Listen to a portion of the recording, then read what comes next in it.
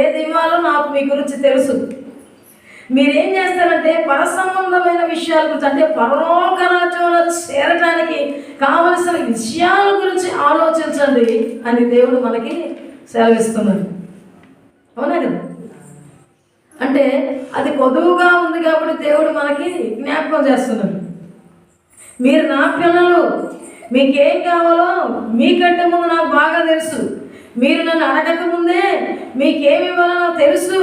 కాబట్టి మీరు ఆలోచించవలసింది దేని గురించి అంటే పరలోక రాజ్యములో చేరాలంటే, పరలోక రాజ్యములోకి వెళ్ళాలంటే ఏమి సంపాదించుకోవాలి అన్న వాటి మీద దృష్టి పెట్టి వాటిని సంపాదించుకోండి.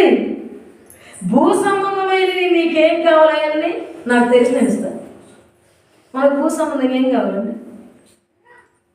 చక్కగా 3 పూట్ల ఆహారం, సిగ్గును మరుగుపరుచుకోవడం, వస్త్రం, ఉండటానికి నీడ, ఇంకా ఏమైనా సైకిల్ కావాలన్నా, మోటార్ సైకిల్ కావాలన్నా, లేకపోతే స్కూటీ కావాలన్నా, లేదా కారు కావాలన్నా, ఇంకా ఏది కావాలన్నా, ఇంకా ఆయన చిత్తమైతే ఇంకా ఉన్నతమైన ఆయన ఇవ్వగలడు మనకి.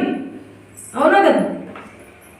మరి మనం ఏం చేస్తున్నామంటే పరలో అంతకంటే విలువైనటువంటి ఆ అగ్ని ఆరని పురుగు సావని ఆ యొక్క నరకము పడకుండా ఉండటం కొరకు పరలోక రాజ్యములో పరిశుద్ధుల గుంపులో చేరి పరిశుద్ధుడైన యేసుని స్తుతించేటువంటి ఉన్నతమైన రాజ్యంలో చేరుట కొరకు ఆతృత పడతా ఉండాలని దేవుడు చూపిస్తున్నాడు. దేవుని స్తోత్రం. ఆ ఆశ కలిగి మనం ఉంటే మనకేం కావాలో ఒక్కసారి ఆయనకి చెప్పేసి స్తుతులు చెల్లిస్తే చాలు. అది ఆలస్యమైనా మనకి ఆయన ఇస్తాడు. అది మేలుకరమైనది అయితే, అది మేలుకరమైనది అయితే మనకి దయచేస్తాడు దేవుడు.